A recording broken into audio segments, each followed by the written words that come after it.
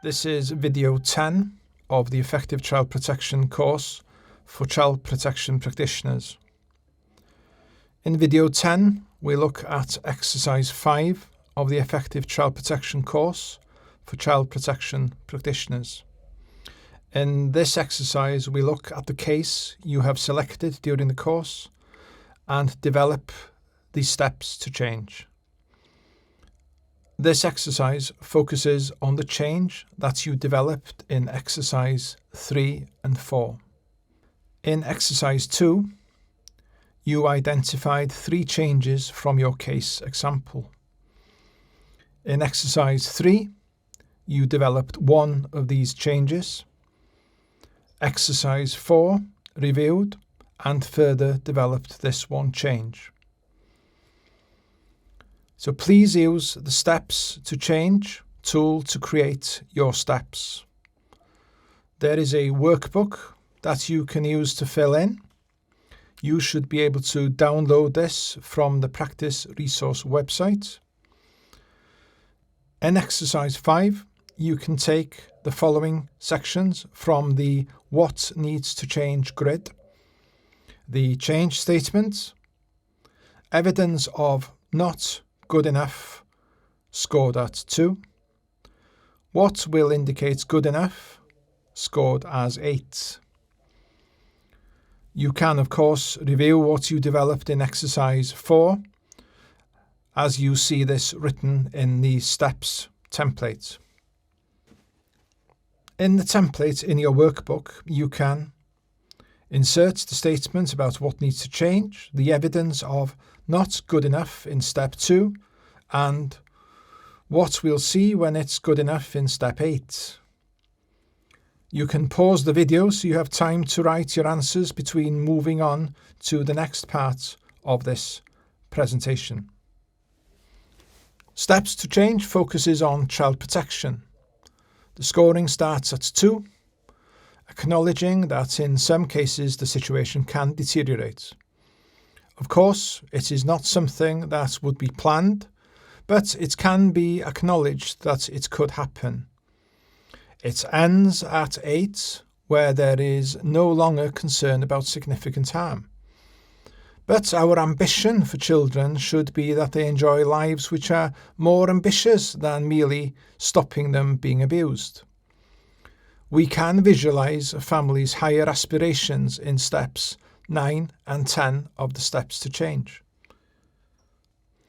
For example, in the case example, step 1 could be that an incident takes place and the children are hurt.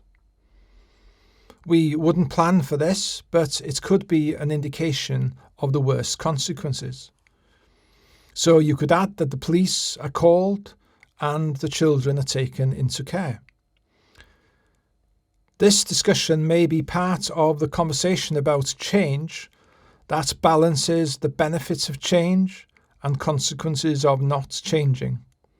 It may assist to build a parent's resolve and determination. Steps 9 and 10 moves us beyond the threshold of child protection. Sometimes families want to have goals about the kind of lives they'd like to live as families. Whether this is developed as part of Steps to Change depends on the individual circumstances of the case.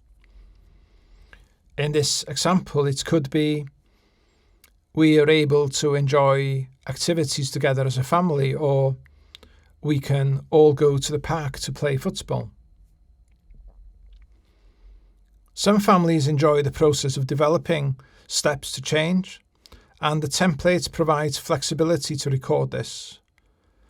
It's acknowledged in the template that the focus of child protection is narrow, and not all problems may have been addressed within the child protection plan. A quick reminder of what each of the steps represents. In video 9, we place steps 2 to 8 from the case example into the steps table. In this table, we have placed a description of what each step represents. Step 3, first signs of change, green shoots. Step 7, nearly there, but some concern remains. Step 5, the halfway point. Steps 4 and 6, interim steps. Exercise 5 includes 4 activities. This is activity 1, where you develop your steps to change. Follow the instructions and pause the video as you record your activity in your workbook. In the template in your workbook, you have already noted what needs to change and the evidence for 2 and 8. Please return to the template in your workbook and develop the steps in the sequence starting with step 3. As a reminder, the next 4 slides summarises the guidance about how to complete each step. You can pause the video as you review each step and complete the template in your workbook. The initial step that is developed in the steps to change is step 3. This is the very first indication of change, indication of engagement, that first green shoot of change. This can be very tentative. It may be only symbolic. It may be limited to a family's willingness to start to talk about issues of concern where they have previously ignored these. It may only be a matter of complying with tasks or actions that have been agreed at this stage. You can pause the video as you review each step and complete the template in your workbook. Next, we develop step 7. We are already aware of what we are working towards to ensure care is good enough. Step 8 is already defined. So we can take this agreed statement of what will be good enough and step back. We're not there yet. There is still a fundamental issue around likelihood of significant harm. It will often be a situation where there has been great progress and many of the new behaviours are established. But the circumstances would not result in taking the child's name off the child protection register. One scenario could be that the changes have been made but have not been proven or tested enough through situations that have faced the family. It remains uncertain whether the change is well enough embedded to reduce the likelihood of significant harm in the future. You can pause the video as you review each step and complete the template in your workbook. Next, we develop step 5. We have established the main bookends. We have defined where we are moving from in steps 2 and 3, and our destination in step 7 and 8. Step 5 is best described as the midpoint, halfway towards the change outcome. It will show good progress and travel, but that there remains much to do. The behaviour should be notable, something definitive to aim for by this step. You can pause the video as you review each step and complete the template in your workbook. Step 4 and step 6 are very similar in the way they are developed. For step 4, we look at the behaviours in step 3 and step 5 and search out what progresses the change between these 2 steps. What links them? For step 6, we look at the behaviours in step 5 and step 7 and search out what progresses the change between these 2 steps. What links them? You can pause the video as you review each step and complete the template in your workbook. This is activity 2, where you reflect on how you wrote the steps to change. Follow the instructions and pause the video as you record activity in your workbook. In your workbook, please record. Did you use your words, the words of a professional? Or did you use the family's words to describe the steps to change? You can pause the video as you review each step and complete the template in your workbook. This is activity 3, where you reflect on how the steps to change work can be developed with families. Follow the instruction and pause the video as you record activity in your workbook.